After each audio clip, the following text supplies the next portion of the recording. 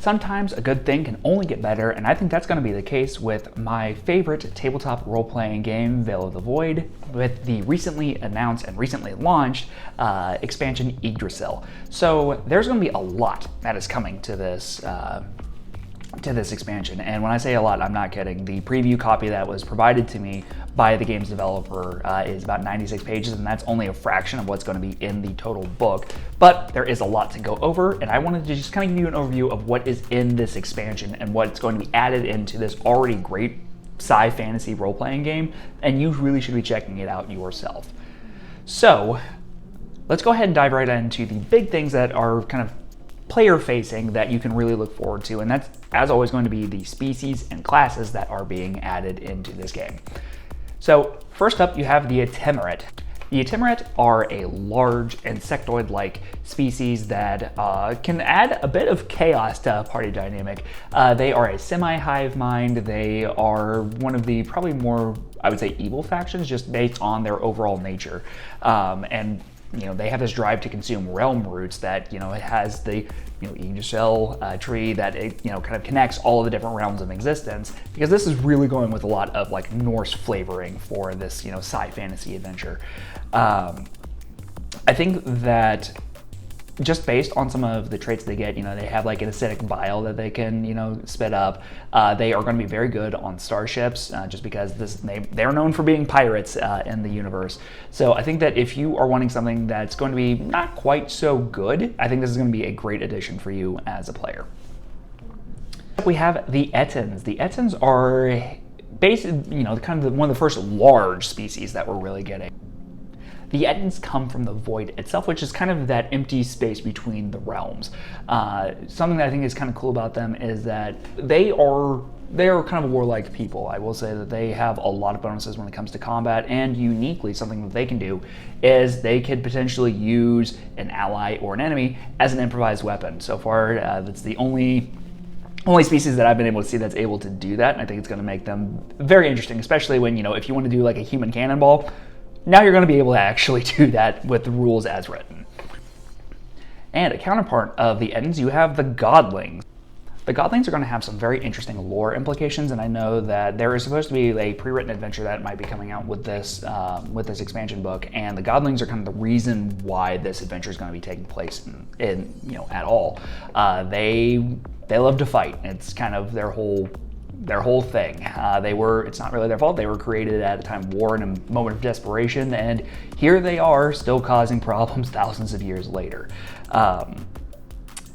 They are also a very large species. They stand between 7 and 12 feet tall, according to the text that I was provided. And they have a lot of very interesting abilities that are kind of built into their kit. Now, I'm not going to spill all the details on that, but I think that if you want a player that's going to be a little more rowdy, a little more chaotic, I think this is going to be a great addition for you. When it comes to a unique kind of character, I think you're going to really find those in the species that are called the Ocheka. The Ocheka are, well, nobody knows what they look like because they can form their shape based on what others are expecting them to see. Now, while they don't really have much of a described true shape because nobody's ever actually witnessed one, I think that in terms of roleplay possibilities, if you are a player that really likes diving into a scenario and you really want to be able to get a feel for how everybody is feeling and how everybody is expressing and everybody is witnessing things, I think this is going to be a great addition to the game. So I will say, Game Master, you're going to have to prepare a lot for this one. I think that, just in terms of a unique kind of species that players can, utilize, I think this is probably one of the most unique ones that I have seen in almost any tabletop game that I've seen. So props to the design team for this. And the last of the species that are being added in are the Starfolk. They are essentially space mermaids, and what's kind of cool about them is that while they don't have any issues, being out in the emptiness of space itself, then they're amazing on ships. They have a lot of bonuses that any starfaring crew is going to be able to utilize. They do need environmental protections if they go down onto a planet. One of the unique things that they can do is they can actually affect enemy ships that are around them as well. So, if you're getting into a space battle, you're going to probably want a Starfolk, at least in your crew, if not, kind of leading the things. But I love the design for these things. They look fantastic. All right, so that covers the species that are being added into the game. Now let's talk about the new classes that are being added in as well. So first up, there's going to be the Berserker. The Berserker is going to be that very tanky, crowd-controlling frontline fighter that has a couple of different ancestries that it can kind of like draw in. It has like spirit forms that it can take on, and I will say that I saw an early version of this while it was still in playtest, and it was absurd how much damage it could do, but it was also just like a lot of fun to witness the carnage they bring on. They literally are able to channel the power of chaos itself into great benefits for your group. Up next, you have the Rhapsodist. This is a masterful storyteller kind of class.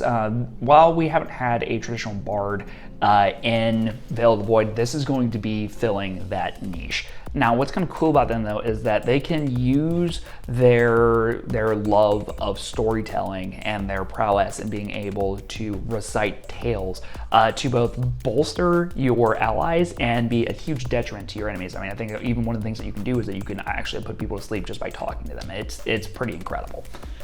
Next, you have the Spirit Caller. The Spirit Caller is a very unique class that's being brought into Veil of the Void. I believe that the creator said this is one of his personal favorites, but this is going to be their take on a summoner. You have various spirits that you are able to call on, and again, you can aid your allies, you can harm your enemies, and I will say that just when it comes to the ways that you specialize with this class, it's going to be very interesting. I think one of them, you even just turn into a weapon yourself, and then your allies are able to use you as a weapon. It's a little wacky, but you know, I love the fact that this is even just an option in the game.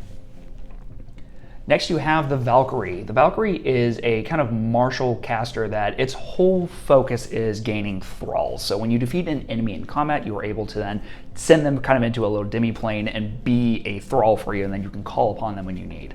I will say personally, I think this is one of those classes that I'm a bit intimidated by. It has, you know, a big chart with it. Not really like my personal flavor, but I will say that if you are a character that likes to optimize the kind of battlefield conditions that you can utilize in a game, I think this is probably going to be a great addition for you. And I think that there's still a lot of possibility of a lot of fun that can be had with the Valkyrie class. And lastly, we have the Watcher. Now, this one is directly inspired by the Norse deity of Heimdall. If you watched any of the Marvel movies, you would know Heimdall from the Thor movies. But they seem to be kind of a more defensive-oriented martial class. They have a lot of bonuses to being able to see and witness things. And what's kind of cool is that you can actually keep an eye on multiple realms at a time. And you know, you have the option to just not be surprised. You always get to take part in ambush rounds. I think that the Watcher is going to be a very, very strong addition. Will it be maybe a little too strong? That's, you know, to be determined at this point. But I think that it can be a very fun addition for the game as well. So alongside this, there are a lot of new additions that are coming in. Some general quality of life things. There are going to be a lot of new conditions that are being added in, and I think that what's going to be very interesting compared to what we have in the core rulebook for Veil of the Void is some of these conditions will even be affecting your virtues directly. Now, virtues are kind of like your core stats. It is the basis of what you are building your dice pool with. And the fact that some of these can either, you know, bolster or, you know, take away some of those virtues for at least, you know, limited amounts of time, I think is a good way of changing things up. We don't have anything like that in the core rulebook. So I'm very excited to see how some of these are, you know, used in a game. I'm very excited to start using them myself when I start running Veil of the Void again. Now, along with this, there are also a couple of new actions that players are going to be able to take, particularly during the movement phase, and I think that that is something that I'm personally very excited about. I think that movement has a lot of options in Veil of the Void compared to something like D&D, where it's not just moving, you have actions that you can take. But I think that now that there's going to be, you know, an Overwatch action that you can take. This is going to be really good for ranged units, that if you want to be able to essentially get like a free reactionary strike on an enemy with a ranged weapon, if they just move into your zone, I think is a really good addition. I think it's really cool. I think that there are a lot of players that are going to be able to utilize that in a great way. Along with this, one of the conditions is, you know, suppressing an enemy. We don't have anything like that so far in the core rulebook, and I think that it's going to make it so if you have one of those bigger guns, if you have something that has like a sustained fire, it's going to give you just another way to start kind of playing around with your toolkit rather than just being like, I shoot a lot of times, that's it. honestly, I just think that it's kind of cool that it adds more battlefield control for players, and it also will give GMs tools to start utilizing as well. I know that personally, it's something that I would be using. It's something that I was kind of missing with the core rulebook, and I didn't even realize it until I looked at the preview for Yggdrasil to see what is going to be coming in. So that is going to cover what I was given in the preview copy of this. One, I want to say a huge thank you to Trevor and Noble for sending that over to me and giving me a chance to even talk about it in the first place, getting it, eyes on before the game even comes out.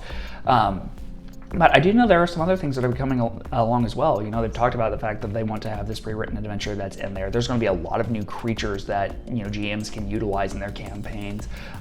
There are going to be new maneuvers for starships and stuff like that, because right now I think that the biggest complaint that I have about Veil of the Void is that starship combat is a little limited. Now, I have had a chance to glance over some of these rules, and I think that they are going to be amazing additions, and I know that I tried them out with my group. They were a lot more fun to utilize, so I'm really hoping that this Kickstarter does really well, and if they hit the stretch goals, there's a lot of new additions that we might be able to get. They've been teasing, new species, maybe a new class, like new books, separate, more magic. All I can say is that there's going to be a lot more and a lot better that's going to be coming with Yggdrasil. Veil of the Void has already funded a couple of Kickstarters before, so I'm pretty optimistic about this. But if you are interested in checking this game out, I would highly recommend it. There's a demo book that's entirely free. There's a lot of good content that's in the core rulebook already. But this is a game that I think is absolutely worth checking out. It's one of my absolute favorites, and I think more people need to get eyes on it. So that is going to go ahead and wrap it up for this preview of the Yggdrasil expansion. I gotta say, if you've played this game, are you excited for it? Have you heard of it? Are you going to be checking out the Kickstarter itself? I'll make sure that there's a link for that. But that is going to go ahead and wrap this up. If you like the video, give it that thumbs up. And if you would consider subscribing, if you want to see more content here on the channel, go ahead and click that subscribe button. But until next time, I'll see you in the next video. Bye-bye.